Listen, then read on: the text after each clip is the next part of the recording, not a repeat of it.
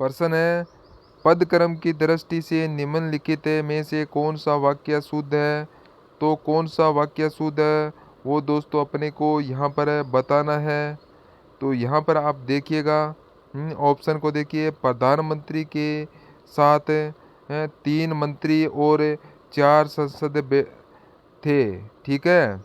यह कथन है दोस्तों यहाँ पर बिल्कुल सत्य कथन है, यानी कि बिल्कुल शुद्ध कथन है। यहाँ पर 2 नंबर का ऑप्शन देखिएगा, वो बिल्कुल सही हो जाएगा, ठीक है। फिर देखिएगा यहाँ पर महाराजा के साथ 3 दासियाँ और राजमाता थी। तो दोस्तों इसका जो शुद्ध वाक्य है वह हो जाएगा दोस्तों, महाराजा के साथ राजमाता पहले आएगा इसमें, और 3 दासियाँ थी, 3 दासियाँ बाद में आएगी, ठीक है।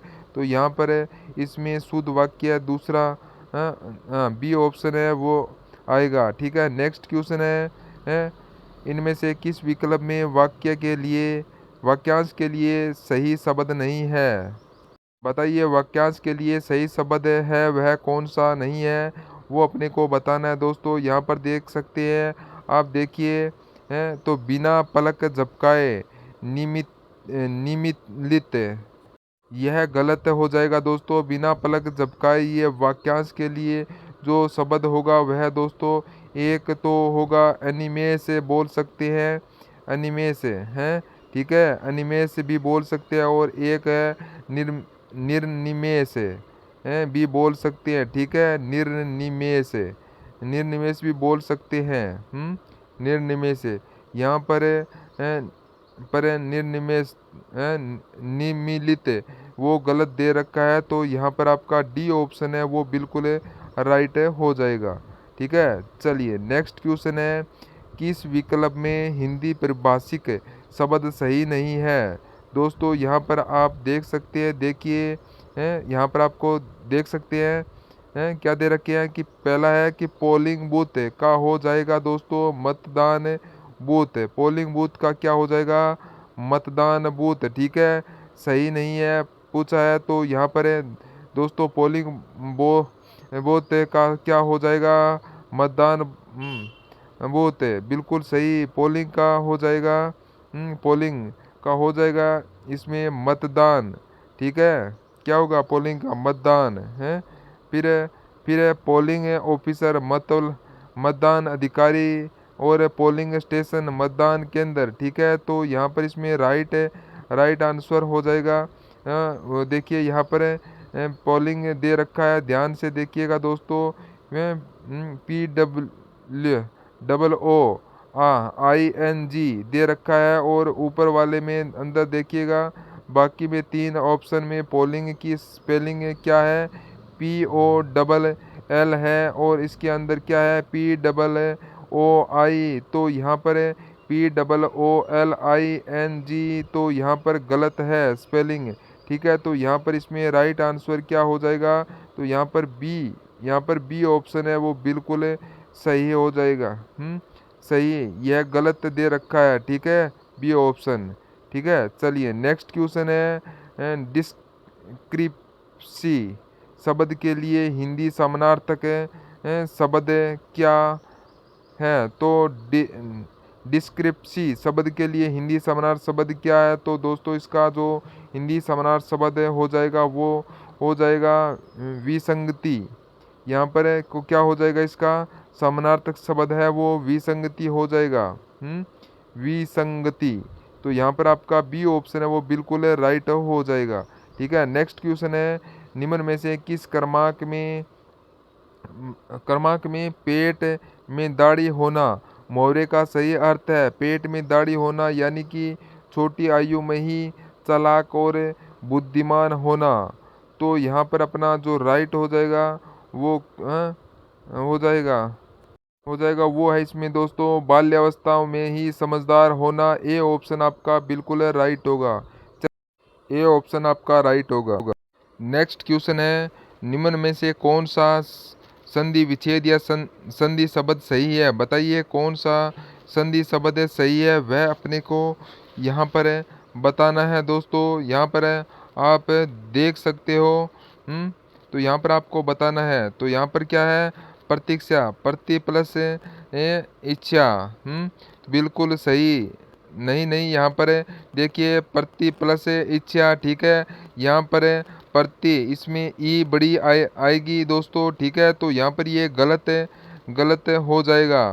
कौन क्या होगा, तो ये यहाँ पर ये गलत हो जाएगा। इसमें ई की मात्रा है वो बड़ी आएगी, ये ऑप्शन है यहाँ पर गलत होगा, ठीक है। चलिए अगला है नदी प्लस अर्पण। नदी अर्पण, तो दोस्तों यहाँ पर भी यह गलत दे रखा है, ठीक है। नदी प्लस अर्पण, यह तो बिल्कुल सही है, लेकिन यहाँ पर यह वो इसमें गलत दे रखा है इसमें है। तो अगला है संत प्लस नारी, सन्नारी। बिल्कुल सही है दोस्तों, संत प्लस नारी, सनारी, इसमें व्यंजन संधि का प्रयोग हुआ है। फिर है त्रि प्लस अम्बक, त्र्यंबक है। ये नहीं आएगा दोस्तों। यहाँ पर यह के ऊपर ए बिंदु आएगी, तो यहाँ पर इसमें और आधा त्र आएगा इसमें, तो ये भी गलत हो जाएगा। सी ऑप्शन बिल्कुल राइट हो जाएगा। नेक्स्ट क्वेश्चन है, निम्नलिखित में से उपसर्ग रहित शब्द कौन सा है। तो दोस्तों यहाँ पर आप देख सकते हो उपसर्ग रहित शब्द का पूछा है। यहाँ पर देखिए अत्यधिक, अत्यधिक में अति उपसर्ग लगा हुआ है। कुमार्ग में दोस्तों को उपसर्ग लगा हुआ है, ठीक है। तो यहाँ पर सुरेंद्र है, तो यहाँ पर सुरेंद्र के अंदर कोई भी उपसर्ग है वो इसमें नहीं लगा हुआ है, ठीक है। और यहाँ पर प्रहार के अंदर पर उपसर्ग लगा हुआ है। तो यहाँ पर इसमें राइट आंसर हो जाएगा ए ऑप्शन बिल्कुल राइट होगा। नेक्स्ट क्वेश्चन है, यथासंभव शब्द में कौन सा समास है। तो बताइए इसमें यथासंभव शब्द में कौन सा समास है, बताइए। तो दोस्तों इसका राइट आंसर हो जाएगा इसमें अव्ययभाव समास, यानी कि जिसका संभव हो सके। राइट आंसर है, तो इसमें अविर्भाव समास हो जाएगा। ए ऑप्शन बिल्कुल राइट होगा। नेक्स्ट क्वेश्चन है, किस शब्द युग्म में सही अर्थ भेद नहीं है। बताइए कौन से शब्द युग्म में सही अर्थ भेद नहीं है। तो यहाँ पर आप देख सकते हैं दोस्तों, डायरेक्ट में आपको बता रहा हूँ। एक तो है अली दे रखा है, और एक अली दे रखा है, ठीक है। अली का मतलब होता है भंवरा है, और का मतलब होता है सखी। यहाँ पर उल्टा दे रखा है, ठीक है। इसमें यह गलत है। बाकी इसमें सही रूप मैंने आपको यहाँ पर निशान लगा के बता दिए है, ठीक है। तो इसलिए यह अर्थ वेद में यहाँ पर गलत दे रखे है, ठीक है। सही मैंने आपको निशान करके बता दिए गए। तो सी ऑप्शन है वो आपका बिल्कुल राइट हो जाएगा, ठीक है। नेक्स्ट क्वेश्चन है, निम्न में से आग का पर्यायवाची शब्द है। तो बताइए आग का पर्यायवाची शब्द कौन सा है। तो वो है अनल। यहाँ पर बी ऑप्शन है वो बिल्कुल राइट हो जाएगा, ठीक है। अनल, अनिल का मतलब होता है हवा या वायु, जिसको आप बोल सकते हैं, और अनल का मतलब होता है आग, ठीक है।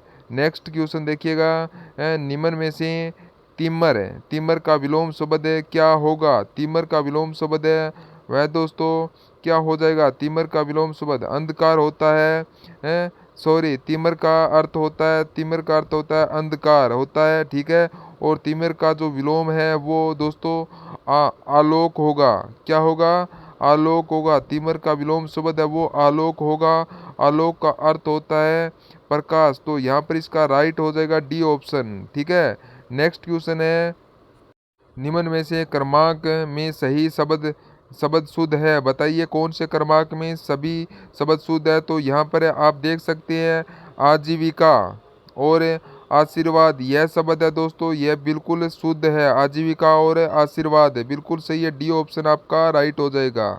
नेक्स्ट क्वेश्चन है, मानव शरीर की सबसे छोटी हड्डी कौन सी है। बताइए मानव शरीर की सबसे छोटी हड्डी है वो कौन सी है दोस्तों। तो इसका जो राइट आंसर होगा, ये तो सभी को पता होगा दोस्तों, मानव शरीर की जो सबसे छोटी हड्डी है वो दोस्तों कौन सी हो जाएगी।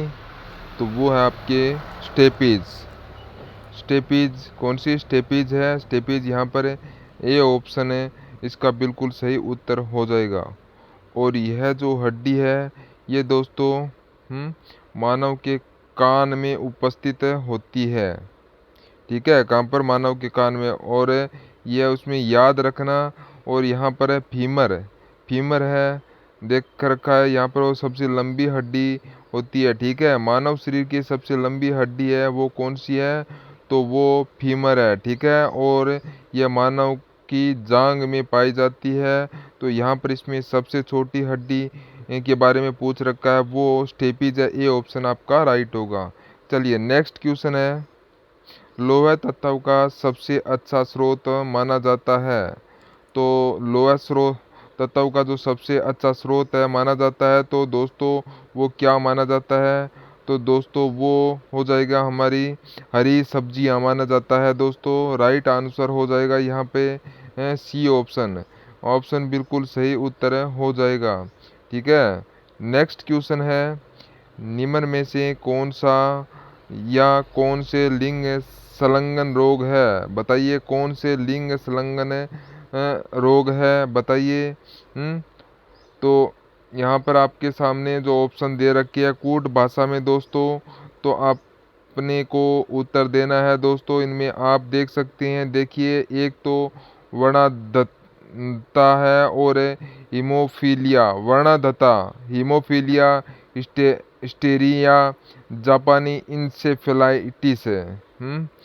तो दोस्तों यहाँ पर देखिए, तो वर्णांधता और हीमोफीलिया यह दोस्तों संलग्न रोग है।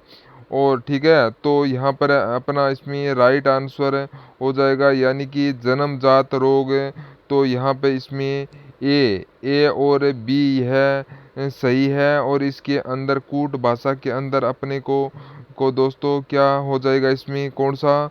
तो यहाँ पर बी ऑप्शन वाला है वो बिल्कुल राइट होगा। एक व दो दोनों यहाँ पर बिल्कुल सही हो जाएंगे। ठीक है, चलिए नेक्स्ट क्वेश्चन है, किसी द्रव का ठोस से सीधे गैस में परिवर्तन कहलाता है। तो वह क्या कहलाता है? तो वह कहलाता है दोस्तों, बताइए किसी द्रव का ठोस से सीधे गैस में परिवर्तन है वह क्या कहलाता है? तो वह कहलाता है दोस्तों, तो वो है आपका कौन सा? उदरपातन। उदरपातन कहलाता है, उदरपातन। तो यहाँ पर इसमें डी ऑप्शन है वो बिल्कुल सही उत्तर हो जाएगा। और द्रव में से गैस में परिवर्तन है वाष्पीकरण कहलाता है। ठीक है, ये आपको इसमें याद रखना है। और गैस से द्रव में परिवर्तन है वह संवहन कहलाता है, लेकिन द्रव का ठोस से सीधे गैस में परिवर्तन होता है वह उद्रतव पतन कहलाता है। तो यहाँ पर इसमें डी ऑप्शन है वो बिल्कुल राइट हो जाएगा। चलिए नेक्स्ट क्वेश्चन है, प्रिज्म से गुजरने के बाद सर्वाधिक विचलन किस रंग में होता है? तो प्रिज्म से गुजरने के बाद सर्वाधिक विचलन किस रंग में होता है? तो इसका राइट आंसर हो जाएगा वो हो जाएगा यहाँ पर सर्वाधिक विचलन किस रंग में होता है? तो प्रिज्म से गुजरने के बाद तो वो होता है दोस्तों बैंगनी में। ठीक है, बैंगनी में। तो यहाँ पर इसमें बैंगनी में होता है, डी ऑप्शन है वो बिल्कुल सही उत्तर हो जाएगा। ठीक है, डी ऑप्शन। चलिए नेक्स्ट क्वेश्चन है, यहाँ पर है, कांसा किसकी मिश्र धातु है? तो बताइए कांसा किसकी मिश्र धातु है? तो दोस्तों यह तांबा और टिन की बात और टिन की दोस्तों ये मिश्र धातु है। यहाँ पर ए ऑप्शन है वो बिल्कुल राइट हो जाएगा। तांबा और वो दोस्तों 88% है, और टिन है वो दोस्तों इसमें 12% है। ठीक है, तो यहाँ पर इसमें ए ऑप्शन है वो आपका बिल्कुल राइट होगा। नेक्स्ट क्वेश्चन है, बच्चों को जन्म के समय कौन सा टीका कौन सा टीका दिया जाता है? तो बताओ बच्चों को जन्म के समय कौन सा टीका दिया जाता है? तो इसका राइट आंसर हो जाएगा वो है दोस्तों इसमें BCG का टीका वो दिया जाता है। दोस्तों राइट आंसर हो जाएगा यहाँ पे BCG, यानी कि सी ऑप्शन है वो बिल्कुल राइट हो जाएगा, वो इसका बिल्कुल सही उत्तर हो जाएगा। और जन्म के कुछ ही घंटों के भीतर ये लगाया जाता है। ठीक है, तपेदिक रोग से बचाव के लिए। ठीक है। चलिए नेक्स्ट क्वेश्चन है, भारत के नियंत्रक और महालेखा लेखा परीक्षण का कार्यकाल कितना होता है? तो दोस्तों यह जो कार्यकाल है वो 6 वर्ष या 65 वर्ष की आयु जो भी पहले हो, ठीक है, तो यह कार्यकाल है, ठीक है। तो जिसका अपना बोल सकते हैं नियंत्रण एवं महालेखाकार परीक्षण, तो यहाँ पर सी ऑप्शन बिल्कुल राइट होगा।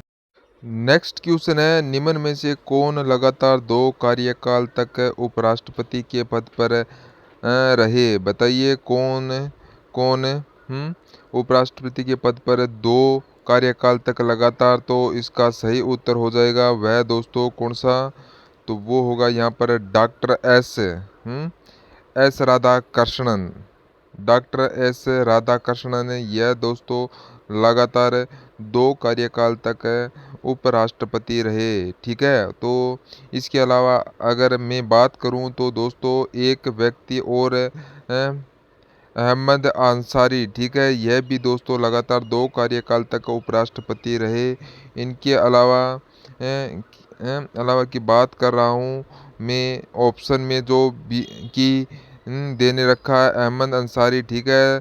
तो आपको याद रखना है 2 ऐसे राष्ट्रपति है जो लगातार उपराष्ट्रपति है जो लगातार उपराष्ट्रपति रहे 2 कार्यकाल में, डॉक्टर राधाकृष्णन और हामिद अंसारी।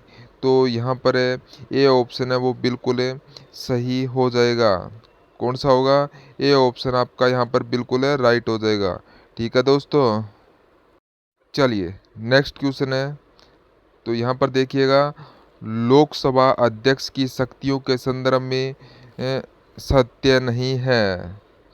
तो लोकसभा अध्यक्ष की शक्तियों के संदर्भ में सत्य नहीं है, तो वह कौन सा सत्य नहीं है वह अपने यहाँ पर बताना है दोस्तों। इसमें देखिए कौन सा नहीं है, तो यहाँ पर देखिएगा इसमें क्या है, सदन की कार्यवाही के लिए नियम व विधि का निर्वहन करना बिल्कुल सही है। यह लो यह अध्ययन है कि देखो दोस्तों, सदनों के संयुक्त बैठक की अध्यक्षता करना, तो दोस्तों यह भी लोकसभा अध्यक्ष की शक्ति है, बिल्कुल सही है। फिर है धन विधेयक को सत्यापित करना, ये भी दोस्तों बिल्कुल राइट है। त्रावसान करना, ये यहाँ पर आपका ये राइट नहीं है, ये यहाँ पर इसमें गलत दे रखा है दोस्तों। ये भारत के राष्ट्रपति की नीति है, यहाँ पर डी ऑप्शन है बिल्कुल सही उत्तर हो जाएगा। सत्रावसान, डी ऑप्शन आपका राइट होगा। चलिए नेक्स्ट क्वेश्चन है, अविश्वास प्रस्ताव के बारे में कौन सा कथन सत्य है? तो दोस्तों कौन सा कथन सत्य है वह दोस्तों अपने को यहाँ पर बताना है अविश्वास प्रस्ताव के बारे में। तो यहाँ पर आप देखिएगा, लोकसभा में इसकी स्वीकार करने का कारण बताना आवश्यक है, तो दोस्तों कारण बताना आवश्यक नहीं है, तो यह कथन भी गलत हो जाएगा। फिर है यह एक मंत्री के विरुद्ध लाया जा सकता है, तो दोस्तों यह संपूर्ण मंत्रिपरिषद के विरुद्ध लाया जाता है। तो यहाँ पर एक मंत्री के विरुद्ध है वह उसके गलत दे रखा है। इसके पारित होने पर मंत्रिपरिषद को त्यागपत्र देना अनिवार्य है। तो दोस्तों यह कथन बिल्कुल सत्य है, यहाँ पर सी ऑप्शन राइट होगा। नेक्स्ट क्वेश्चन है, तो यहाँ पर क्या दे रखा है, निम्न में से कौन सा मूल अधिकार केवल भारतीय नागरिकों को प्राप्त है? तो बताएं कौन सा मूल अधिकार केवल भारतीय नागरिकों को प्राप्त है? तो दोस्तों इसमें देखिएगा, लोक नियोजन में अवसर की समानता, लोक नियोजन में अवसर की समानता यह मूल अधिकार है। ये दोस्तों भारतीय नागरिकों को प्राप्त है। तो यहाँ पर इसमें ए नंबर का ऑप्शन है वो इसमें बिल्कुल सही हो जाएगा, ठीक है दोस्तों। चलिए नेक्स्ट क्वेश्चन है, किस अधिनियम द्वारा बंगाल के गवर्नर जनरल की भारत का गवर्नर जनरल बना दिया? बताइए को, यानी कि किस अधिनियम द्वारा बंगाल के गवर्नर जनरल को भारत का गवर्नर जनरल बना दिया? तो इसका सही उत्तर हो जाएगा दोस्तों वह है इसमें कौन सा? तो इसमें हो जाएगा 1833 का चार्टर, एक्ट, ठीक है दोस्तों। 1833 का चार्टर एक्ट के मध्य से दोस्तों बंगाल के गवर्नर जनरल को भारत का गवर्नर जनरल है वो बना दिया गया था। तो इसमें राइट ऑप्शन है वो आपका यहाँ पर बी ऑप्शन बिल्कुल सही उत्तर हो जाएगा, ठीक है। तो यहाँ पर आपका बी ऑप्शन है वो बिल्कुल राइट होगा, 1833 का चार्टर, ठीक है दोस्तों। अभी तक जिसने भी यहाँ पर चैनल को सब्सक्राइब नहीं किया है तो वो चैनल को सब्सक्राइब कर लीजिएगा और क्लास अच्छी लगे तो लाइक कीजिएगा। चलिए नेक्स्ट क्वेश्चन है, यहाँ पर पूछा है कि संविधान निर्माण की प्रक्रिया में संविधान सभा के संवैधानिक सलाहकार के पद पर किसे नियुक्त किया गया? बताइए, संवैधानिक सलाहकारों के पद पर किसे नियुक्त किया गया संविधान सभा में? तो दोस्तों इसका सही उत्तर हो जाएगा वो है BN राव। को यहाँ पर इसमें बी ऑप्शन है वो बिल्कुल सही उत्तर हो जाएगा।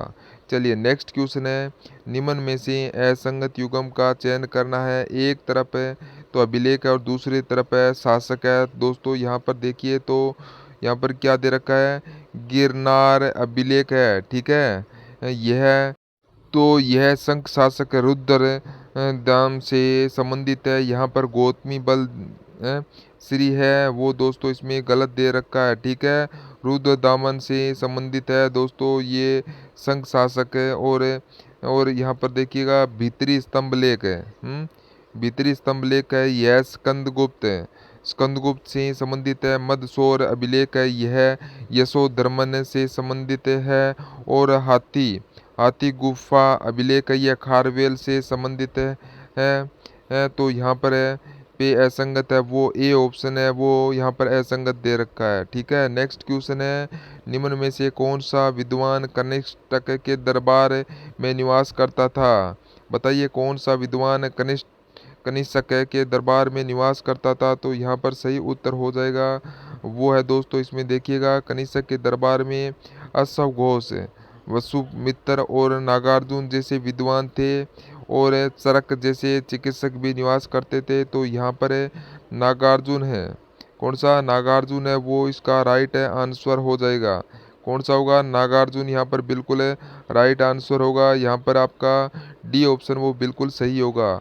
नेक्स्ट क्वेश्चन है, निम्न में से किस ग्रंथ से भारत पर अरब आक्रमण की जानकारी मिलती है?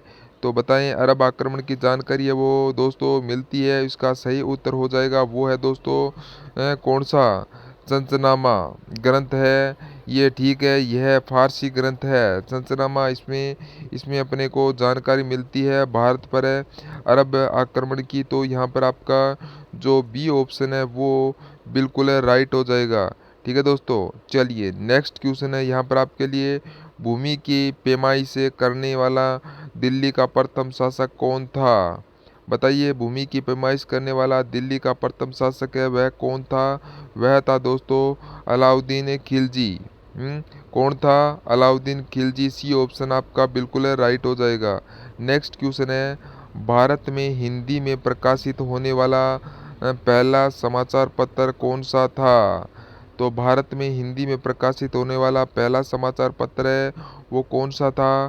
तो वो था दोस्तों कौन सा, वो है कौन सा होगा, उद्यत मार्तंड। उद्यत मार्तंड, ठीक है, मार्तंड। ये जो हिंदी में प्रकाशन होने वाला पहला समाचार पत्र था ये, ठीक है। और ये जुगल किशोर द्वारा ये प्रकाशित किया गया था। तो यहाँ पर इसमें राइट होगा डी ऑप्शन है, डी ऑप्शन है वो बिल्कुल राइट हो जाएगा, राइट हो जाएगा। यह कोलकाता से प्रकाशित होता था दोस्तों। तो यहाँ पर डी ऑप्शन आपका बिल्कुल राइट होगा। नेक्स्ट क्वेश्चन है, भारत की राजधानी को कोलकाता से दिल्ली स्थानांतरित करने की घोषणा कब की गई? तो घोषणा है वो कब की गई, राइट आंसर हो जाएगा दोस्तों वो आपका होगा 1911 में। तो यहाँ पर इसमें बी ऑप्शन है वो बिल्कुल राइट होगा, वो इसका बिल्कुल सही उत्तर होगा। नेक्स्ट क्वेश्चन है, थियोसोफियक सोसाइटी की स्थापना किसके द्वारा की गई? थियोसोफियक सोसाइटी की जो स्थापना है वो दोस्तों मैडम बल्लावत्सकी के द्वारा किया गया, स्थापना की गई। तो वो इसमें यहाँ पर सी ऑप्शन है वो बिल्कुल सही उत्तर हो जाएगा, वो इसका बिल्कुल सही उत्तर होगा। तो यहाँ पर आपको ये याद रखना है, ठीक है दोस्तों। चलिए नेक्स्ट क्वेश्चन है, भारत सरकार द्वारा राष्ट्रीय आर्द्र भूमि संरक्षण कार्यक्रम कब प्रारंभ किया गया? तो भारत सरकार द्वारा राष्ट्रीय आर्द्र आर्द्र भूमि संरक्षण कार्यक्रम कब प्रारंभ किया गया? तो दोस्तों यह कार्यक्रम है, यह आपका 1985-86 में प्रारंभ किया गया था। ए ऑप्शन है वो बिल्कुल सही उत्तर हो जाएगा इसमें। नेक्स्ट क्वेश्चन है, निम्न में से कौन सा प्रदूषण का मानव जनित स्रोत नहीं है? तो बताइए निम्न में से कौन सा प्रदूषण का मानव जनित स्रोत नहीं है? प्रदूषण का मानव जनित स्रोत नहीं है वह पूछा है। तो दोस्तों इसमें देखिएगा, जीवाश्म ईंधन का दहन यह जीवाश्म ईंधन का दहन यह है, और फिर है पेट्रोलियम पदार्थों का दहन यह भी है, फिर है दान के खेत यह भी है, फिर दावानल नहीं है दोस्तों। तो यहाँ पर इसमें डी ऑप्शन है वो बिल्कुल सही उत्तर हो जाएगा इसमें, याद रखिएगा, ठीक है। चलिए नेक्स्ट क्वेश्चन है, मिनी कोय को मालदीव से अलग करता है? तो मिनी कोय को मालदीव से अलग करता है, तो इसका राइट आंसर हो जाएगा दोस्तों वो है इसमें क्या? तो इसमें दोस्तों हो जाएगा कौन कितने डिग्री हो जाएगा? तो इसमें 8 डिग्री चैनल है। यह दोस्तों मिनी कोय को मालदीव से अलग करता है। तो यहाँ पर आपका सी ऑप्शन है वो बिल्कुल सही उत्तर हो जाएगा। इसका बिल्कुल सही उत्तर होगा 8 डिग्री चैनल है। तो ये आपका बिल्कुल सही होगा, याद रखिएगा। नेक्स्ट क्वेश्चन है, ब्रह्मपुत्र को तिब्बत में किस नाम से जाना जाता है? तो दोस्तों ब्रह्मपुत्र को तिब्बत में किस नाम से जाना जाता है? तो वो तो सांगपो के नाम से जाना जाता है। तो यहाँ पर सांगपो इसका राइट आंसर हो जाएगा। ए ऑप्शन है वो बिल्कुल सही उत्तर हो जाएगा। आपको इसमें याद रखना है, असम में ब्रह्मपुत्र के नाम से जाना जाता है, और बंगाल में इसको जमुना के नाम से जाना जाता है, ठीक है। और अरुणाचल प्रदेश में इसको दीहा के नाम से जाना जाता है, यह भी आपको याद रखना है, ठीक है दोस्तों। चलिए नेक्स्ट क्वेश्चन है, भारत में सर्वाधिक भूभाग पर किस मृदा का विस्तार है? तो सर्वाधिक भूभाग पर कौन सी मृदा का विस्तार है? तो दोस्तों ये है जलोढ़ मृदा का विस्तार है। बी ऑप्शन आपका राइट होगा। नेक्स्ट क्वेश्चन है, किस वनस्पति को पारिस्थितिकी आतंकवादी की संज्ञा दी जाती है? तो बताएं किस वनस्पति को पारिस्थितिकी आतंकवादी की संज्ञा दी जाती है? तो इसका राइट आंसर हो जाएगा दोस्तों वो है यूकेलिप्टस। यूकेलिप्टस है, ये जो डी ऑप्शन है वो इसका बिल्कुल सही उत्तर हो जाएगा, याद रखिएगा यूकेलिप्टस, ठीक है। इसके कारण है वो दोस्तों आसपास की ज़मीन है वो बंजर हो जाती है। इससे पारिस्थितिकी की आतंकवादी की संज्ञा है वह दी गई है यूकेलिप्टस को। तो यहाँ पर आपका जो डी ऑप्शन है वो आपका बिल्कुल राइट हो जाएगा, ठीक है। चलिए नेक्स्ट क्वेश्चन है, निम्न में से असंगत युग्म का अपने को क्या करना है? चयन करना है कि असंगत युग्म है वह कौन सा है? तो दोस्तों एक तरफ तो यहाँ पर इसमें दे रखा है परियोजना दे रखा है, और दूसरी तरफ नदी दे रखी है। तो अब आप यहाँ पर देख सकते हैं दोस्तों कौन सा दुलहस्ती परियोजना चेनाब, ये बिल्कुल सही हो जाएगा। फिर उकाई परियोजना है ताप्ती, ताप्ती नदी पर है, तो दोस्तों यह भी बिल्कुल सही है। फिर है उरी परियोजना सतलज नदी, ये आपका यहाँ पर गलत दे रखा दोस्तों। उरी परियोजना वह झेलम नदी पर है।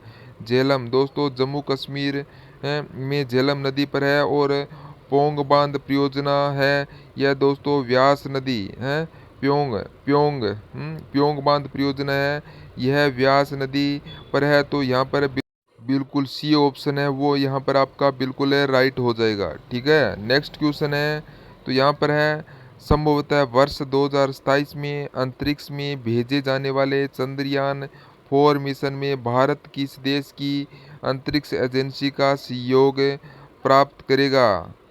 तो बताइए वर्ष 2027 में अंतरिक्ष में भेजे गए जाने वाले चंद्रयान 4 मिशन में भारत किस देश की अंतरिक्ष एजेंसी का सहयोग प्राप्त करेगा?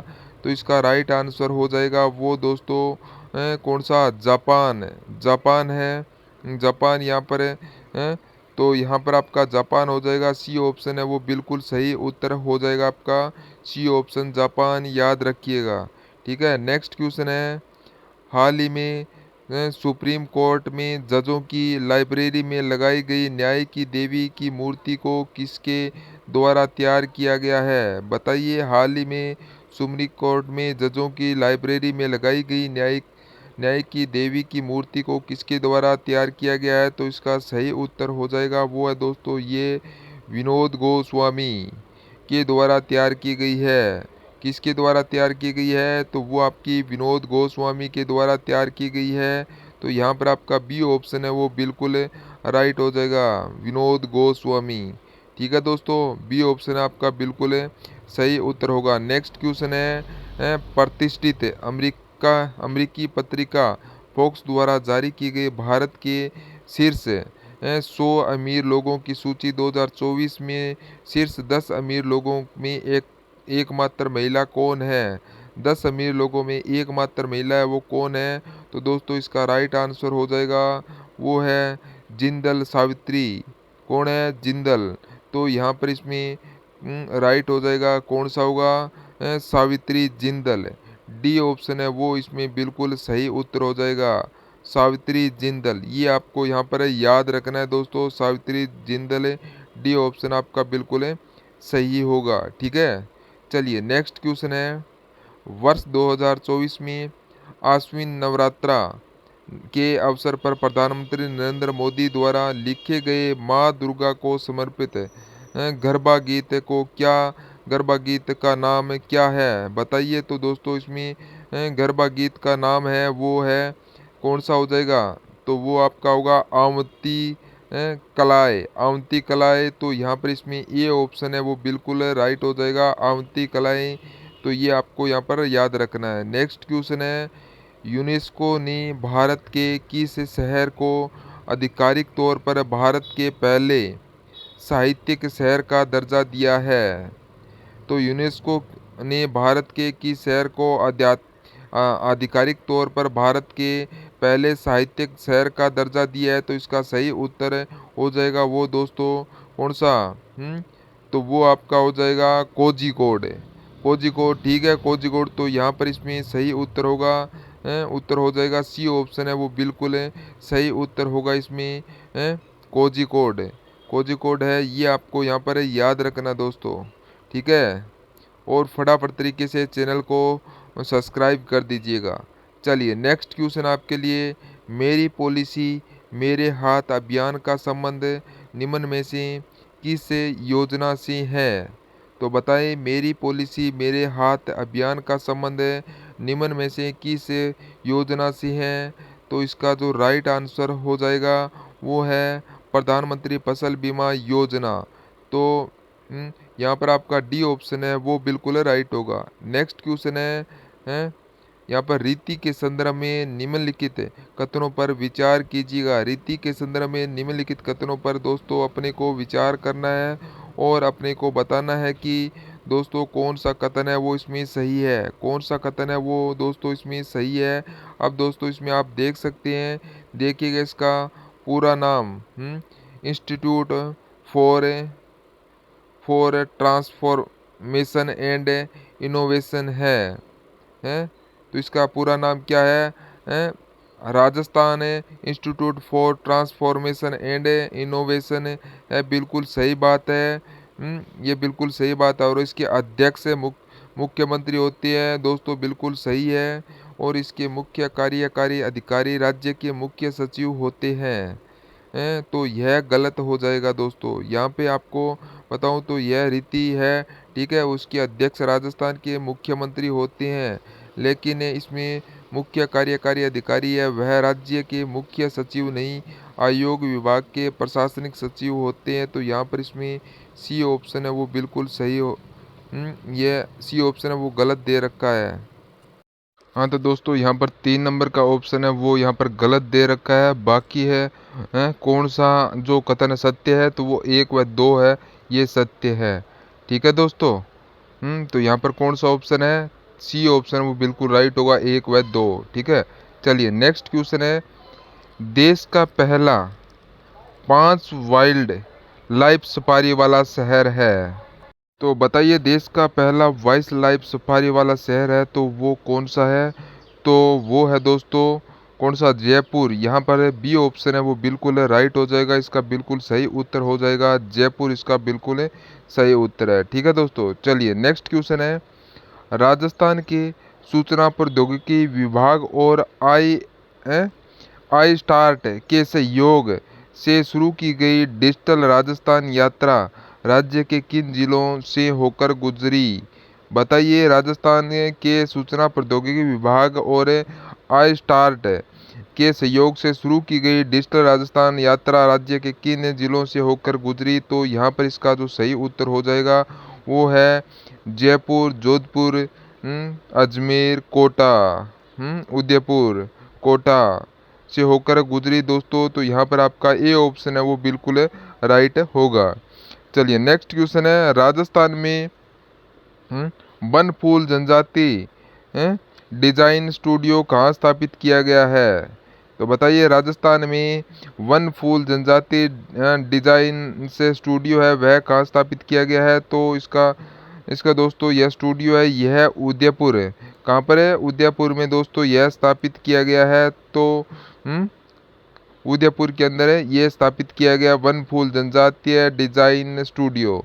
ठीक है, तो यहाँ पर आपका डी ऑप्शन है वो बिल्कुल सही उत्तर हो जाएगा। यह आपको याद में रखना है दोस्तों।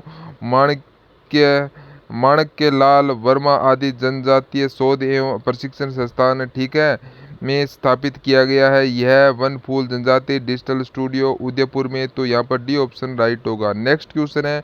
उन दो राजपूत शासकों को पहचानिए जिन्होंने मालदेव के विरुद्ध शेरशाह से गठजोड़ किया।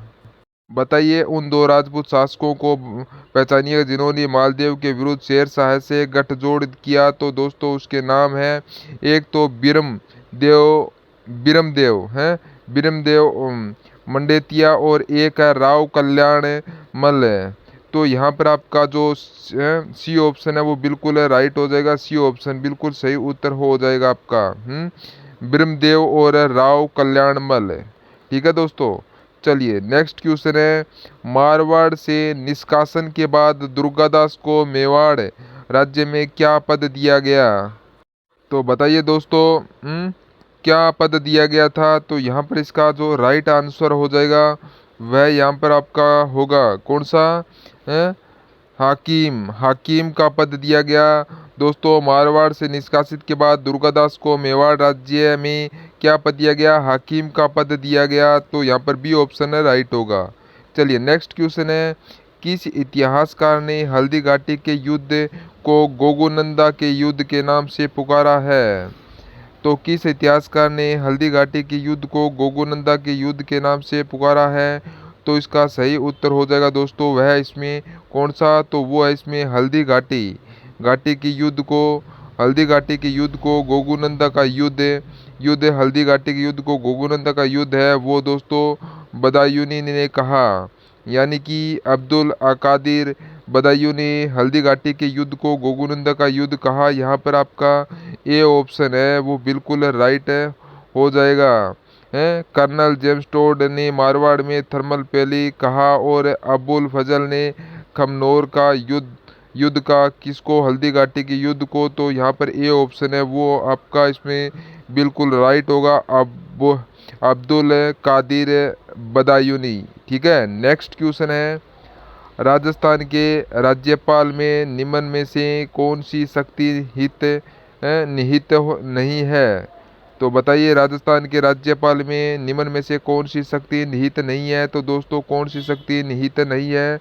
तो वह है विधानसभा को स्थगित करने की शक्ति निहित है नहीं है। यहाँ पर बी ऑप्शन है वो आपका बिल्कुल राइट हो जाएगा। ठीक है, चलिए नेक्स्ट क्वेश्चन है। राजस्थान विधानसभा की वित्तीय समिति के बारे में निम्नलिखित पद पर विचार कीजिएगा। राजस्थान विधानसभा का वित्तीय समितियों के बारे में निम्न में विचार करना है और अपने को बताना है दोस्तों कौन इसमें से कौन सा कथन है वो इसमें सही है। ठीक है, तो दोस्तों इसमें देखिएगा यहाँ पर कौन सा है। 3 वित्तीय समितियां हैं। तो यहाँ पर जो पहला ही ऑप्शन यहाँ पर दे रखा है कि 3 वित्तीय जो समितियां हैं, तो दोस्तों यह गलत हो जाएगा। दोस्तों यहाँ पर 4 है वित्तीय समितियां, ठीक है, 3 नहीं है। कौन कौन सी?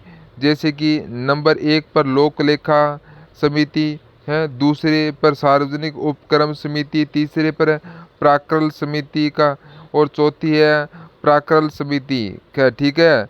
तो यहाँ पर पहला कथन इसमें गलत दे रखा है, ठीक है। तो अगला है प्रत्येक समिति में 15 सदस्य होते हैं, बिल्कुल सही है। समिति के सभापति विधानसभा के अध्यक्ष द्वारा नियुक्त किए जाते हैं, बिल्कुल सही बात है। और चौथा देखिएगा, इसमें समिति अपना प्रतिवेदन विधानसभा को प्रस्तुत करती है, तो दोस्तों यह भी इसमें सही है, ठीक है। तो यहाँ पर आपका बी सी डी कथन है वो इसमें सही है, और ए कथन है वो दोस्तों इसमें गलत है। तो अपने को कट कर यहाँ पर प्रयोग कर सही उत्तर का चयन करना है। तो यहाँ पर आपको कौन सा हो जाएगा? तो यहाँ पर बी सी डी, इसका सी ऑप्शन बिल्कुल राइट हो जाएगा। नेक्स्ट क्वेश्चन है, निम्न में से कौन है राजस्थान के पहले ऐसे मुख्यमंत्री रहे हैं जो मुख्यमंत्री पद की शपथ लेते समय विधानसभा के सदस्य नहीं थे? तो दोस्तों उसका नाम है कौन? भैरों सिंह शेखावत है। कौन है? भैरों सिंह शेखावत है। और तो यहाँ पर आपका ए ऑप्शन है वो बिल्कुल सही उत्तर हो जाएगा, ठीक है। बाद में दोस्तों ये छबड़ा विधानसभा क्षेत्र के उपचुनाव जीतकर विधानसभा के सदस्य बने थे, ठीक है। तो इसमें ए ऑप्शन है वो आपका बिल्कुल राइट होगा, भैरों सिंह शेखावत। नेक्स्ट क्वेश्चन है, राजस्थान उच्च न्यायालय की स्थापना किस वर्ष हुई? बताइए राजस्थान उच्च न्यायालय की जो स्थापना है वो किस वर्ष हुई? तो दोस्तों ये 1949 में इसकी स्थापना हुई। तो सी ऑप्शन आपका बिल्कुल राइट हो जाएगा। नेक्स्ट क्वेश्चन है, राज्य निर्वाचन आयोग राजस्थान से संबंधित निम्न कथनों पर विचार कीजिएगा। तो दोस्तों निम्नलिखित कथनों पर अपने को क्या करना है? विचार करना है। तो 2 कथन दे रखे हैं, अपने को बताना है कि कौन सा कथन है वह इसमें सही है। तो कोर्ट माध्यम से उत्तर बताना है। तो दोस्तों देखिए इसमें क्या है, राज्य निर्वाचन आयोग राजस्थान का गठन है वो दिसंबर 1994 में हुआ। तो यह कथन है वो दोस्तों गलत हो जाएगा। देखिए 1994 तो इसमें सही दे रखा है, लेकिन दिसंबर इसमें गलत दे रखा है। 1 जुलाई 1994 को दोस्तों राज्य निर्वाचन आयोग राजस्थान का गठन हुआ था। तो यहाँ पर दिसंबर दे रखा है, इसलिए पहला कथन है वो गलत हो जाएगा इसका। तो फिर है, एक सचिव होता है जो राज्य का मुख्य निर्वाचन अधिकारी भी होता है। तो दोस्तों यह बिल्कुल सही है। यहाँ पर दूसरा कथन है वो सही है, पहला कथन इसमें गलत है। देखिए भाषा में अपने को उत्तर देना है, तो इसमें केवल दो सही है। यहाँ पर 2 बी ऑप्शन है वो बिल्कुल राइट है, ठीक है दोस्तों। चलिए नेक्स्ट क्वेश्चन है, पंचायती राज संस्थाओं के लिए दलीय निर्वाचन की अनुशंसा किसने की थी? पंचायती राज संस्थाओं के लिए दलीय निर्वाचन की अनुशंसा है वो किसने की थी? तो इसका राइट आंसर हो जाएगा वो दोस्तों अशोक मेहता समिति ने यहाँ पर बी ऑप्शन है वो बिल्कुल राइट हो जाएगा, ठीक है। नेक्स्ट क्वेश्चन है, निम्न में से कौन सा कथन पंचायती राज संस्थाओं के बारे में सत्य नहीं है? कौन सा कथन पंचायती राज संस्थाओं के बारे में सत्य नहीं है वह दोस्तों अपने को यहाँ पर बताना है। दोस्तों देखिए इसमें सर्वप्रथम राजस्थान में राज्य व्यवस्थाओं की शुरुआत हुई, बिल्कुल सही बात है। फिर है इसमें 73वां संविधान संशोधन 1992 में लागू हुआ, बिल्कुल सही है। फिर 11वीं अनुसूची में कुल 29 विषय है, बिल्कुल सही है। फिर ग्राम पंचायत में चुनाव लड़ने के लिए न्यूनतम उम्र 18 वर्ष है, यह गलत हो जाएगा दोस्तों। न्यूनतम उम्र है वो चुनाव लड़ने की वो है 21 वर्ष। तो यहाँ पर डी ऑप्शन है वो बिल्कुल सही हो जाएगा। डी ऑप्शन है वो कथन है वो सत्य नहीं है, ठीक है। नेक्स्ट क्वेश्चन है राज्य सूचना आयोग अपनी वार्षिक रिपोर्ट है किसको प्रस्तुत करता है? तो किसको प्रस्तुत करता है? तो दोस्तों वार्षिक रिपोर्ट है यह राज्यपाल को प्रस्तुत करता है? किसको? राज्यपाल को प्रस्तुत करता है। सी ऑप्शन है वो आपका बिल्कुल राइट हो जाएगा। चलिए नेक्स्ट क्वेश्चन है आरटीआई पोर्टल 2.0 किस आयोग द्वारा लॉन्च किया गया है? आरटीआई पोर्टल 2.0 है वो किस आयोग द्वारा लॉन्च किया गया है? तो इसका सही उत्तर हो जाएगा वो है दोस्तों राजस्थान राज्य सूचना आयोग। कौन सा? राजस्थान राज्य सूचना आयोग है। तो यहाँ पर आपका डी ऑप्शन है वो बिल्कुल सही हो जाएगा। कौन सा? डी ऑप्शन है। ठीक है, चलिए नेक्स्ट क्वेश्चन है राजस्थान विधानसभा में अध्यक्ष की अनुपस्थिति में अविलंब मामले में निम्नलिखित में से कौन अध्यक्ष की ओर से विधेयक को पारित कर सकता है? तो बताइए राजस्थान विधानसभा में अध्यक्ष की अनुपस्थिति में अविलंब मामलों में निम्न में से कौन अध्यक्ष की ओर से विधेयक को पारित कर सकता है? तो दोस्तों इसमें वह है विधानसभा का सचिव। कौन है? विधानसभा का सचिव इसका जो राइट हो जाएगा। कौन करता है? विधानसभा का सचिव। सी ऑप्शन है वो आपका यहाँ पर बिल्कुल सही उत्तर हो जाएगा। सी ऑप्शन है। ठीक है, याद रखिएगा। चलिए नेक्स्ट क्वेश्चन है राजस्थान में उत्पादन क्षमता के आधार पर भूमि के प्रकार हकत बहत का अर्थ क्या है? हकत बहत का अर्थ क्या है? तो दोस्तों इसका अर्थ है सिंचाई एवं कृषि के लिए उपयुक्त भूमि। तो यहाँ पर ए ऑप्शन है वो आपका बिल्कुल राइट हो जाएगा। चलिए नेक्स्ट क्वेश्चन है भोजी लंबरदार किस किसान आंदोलन से संबंधित थे? भोजी लंबरदार किस किसान आंदोलन से संबंधित थे? तो इसका जो सही उत्तर हो जाएगा वह दोस्तों भरतपुर से। भरतपुर से। तो यहाँ पर बी ऑप्शन है वो आपका बिल्कुल राइट हो जाएगा, भरतपुर। ठीक है, नेक्स्ट क्वेश्चन है राजस्थान महिला परिषद की स्थापना उदयपुर में 1947 में किसके द्वारा की हुई थी? तो राजस्थान महिला परिषद की स्थापना उदयपुर में 1947 से में किसके द्वारा हुई थी? तो इसका राइट आंसर हो जाएगा वो है शांता त्रिवेदी के द्वारा। किसके द्वारा? तो वो है शांता त्रिवेदी के द्वारा। तो यहाँ पर डी ऑप्शन है वो बिल्कुल राइट हो जाएगा। नेक्स्ट क्वेश्चन है कौन युग्म हस्तशिल्प स्थान सही सुमेलित नहीं है? तो कौन सा युग्म है जो हस्तशिल्प स्थान सही सुमेलित नहीं है? तो दोस्तों वह इसमें देखिएगा Bandhej. Bandhej tie and dye tie and dye या जयपुर, यह बिल्कुल सही है दोस्तों। फिर आपका मसूरी फिर है मसूरी साड़ी कैथून की, तो ये बिल्कुल सही है। फिर है लकड़ी की खिलौने बस्ती तो यह भी बिल्कुल सही है। फिर है तारकसी का काम उदयपुर, यह गलत हो जाएगा दोस्तों। तारकसी का जो कार्य है वह दोस्तों नाथ द्वारा राज संबंध का प्रसिद्ध है। तो यहाँ पर आपका इसमें उदयपुर की जगह पर आपका राज संबंध होगा। तो यहाँ पर डी ऑप्शन है बिल्कुल राइट होगा। नेक्स्ट क्वेश्चन है गेहूं के बीजगण का प्रयोग दाबू के लिए कहाँ होता है? बताइए गेहूं के बीजगण का प्रयोग दाबू के लिए कहाँ होता है? तो इसका सही उत्तर हो जाएगा वो है बगरू में। बगरू में ए ऑप्शन है आपका बिल्कुल राइट हो जाएगा। ठीक है, ए ऑप्शन बगरू में दाबू प्रिंट के लिए होता है। नेक्स्ट क्वेश्चन है बच्छ बासर का त्योहार मनाया जाता है। तो यह कब मनाया जाता है? तो दोस्तों यह भाद्रपद कृष्ण द्वादशी को मनाया जाता है। भाद्रपद महीने के कृष्ण पक्ष की द्वादशी को मनाया जाता है। सी ऑप्शन है वो आपका बिल्कुल राइट हो जाएगा। नेक्स्ट क्वेश्चन है निम्न में से कौन सा त्योहार एक कैलेंडर वर्ष में सबसे बाद में आता है?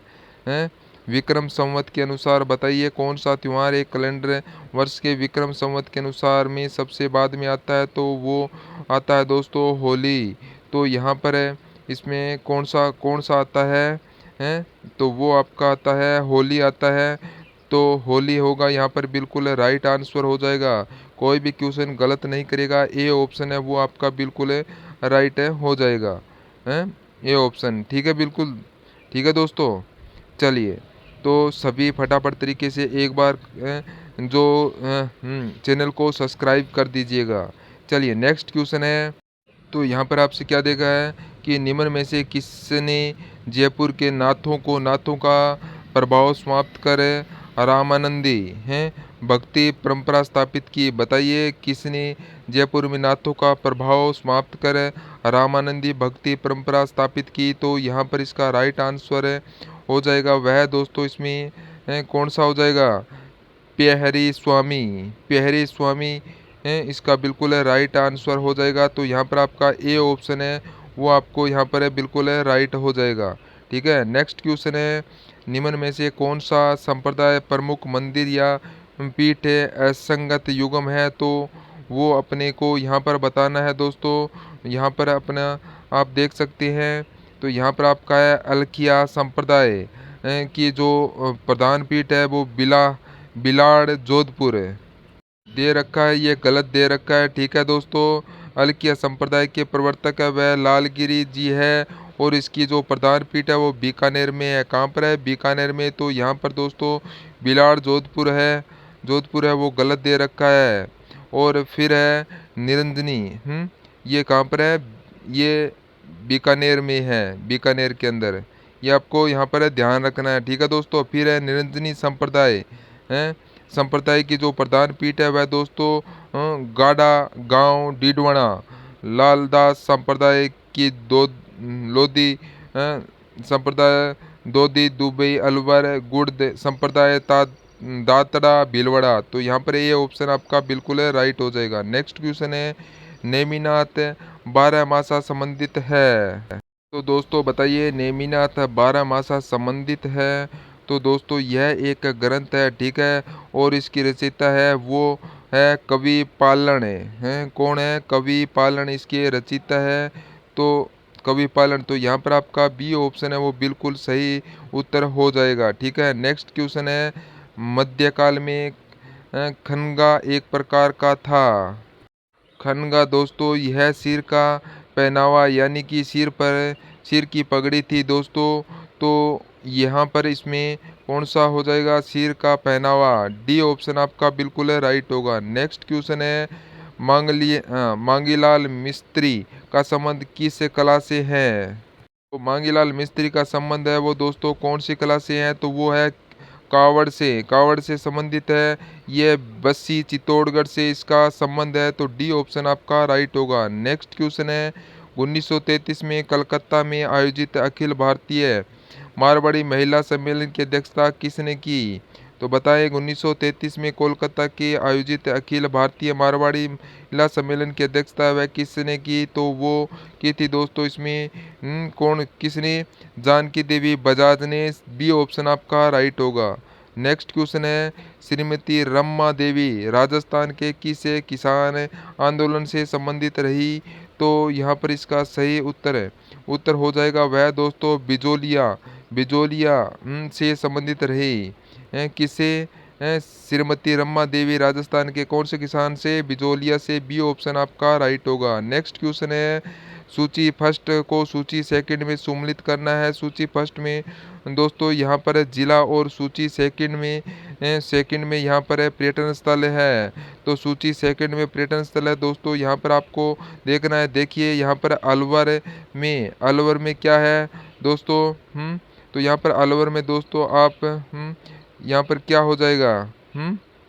दोस्तों आप सभी को पता होगा पांडुपुल। ठीक है, पांडुपुल में दोस्तों लेटे हुए हनुमान जी का मंदिर है। ठीक है, अलवर पांडुपुल अजमेर। फिर आपका होगा अजमेर में दोस्तों, अजमेर के अंदर तो आप सभी को पता है कि कौन सा होगा? अजमेर के अंदर है आपको पता है अजमेर में होगा सोनी जी की नसिया। ठीक है, और बीकानेर में दोस्तों यह है कोलायत। और फिर डिंग में पूछरी का लोठा।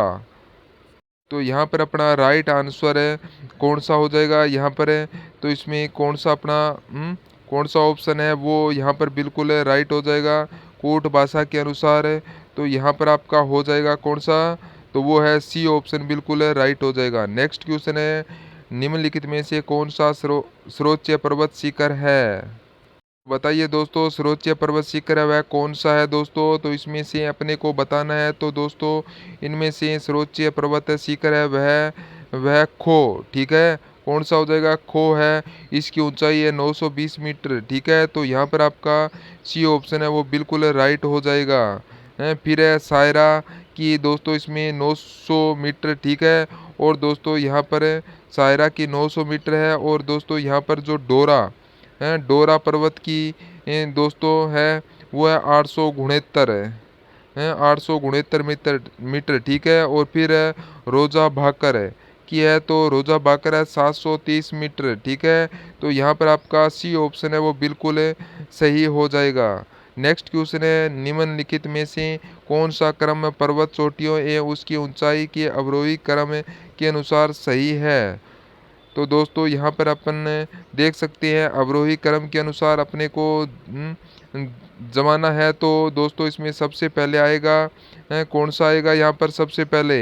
तो वो आएगा नाग पहाड़, फिर आएगा बेराच, फिर बाबाई और फिर बेराट हैं, ठीक है। तो यहाँ पर आपका बी ऑप्शन है वो बिल्कुल राइट हो जाएगा। चलिए नेक्स्ट क्वेश्चन है, रेडियम कंसिडर्स डेंजरस बिकॉज, तो यहाँ पर इसका इसका पर्सन का राइट आंसर हो जाएगा वो है दोस्तों, देखिए यहाँ पर it would kill millions to do do it it it's radius activity. तो यहाँ पर आपका बी ऑप्शन है वो इसका बिल्कुल सही उत्तर हो जाएगा, यानी कि रेडियस एक्टिविटी की वजह से लाखों लोग हैं, लाखों लोग को मार सकता है। तो यहाँ पर इसमें बी ऑप्शन है वो बिल्कुल राइट हो जाएगा।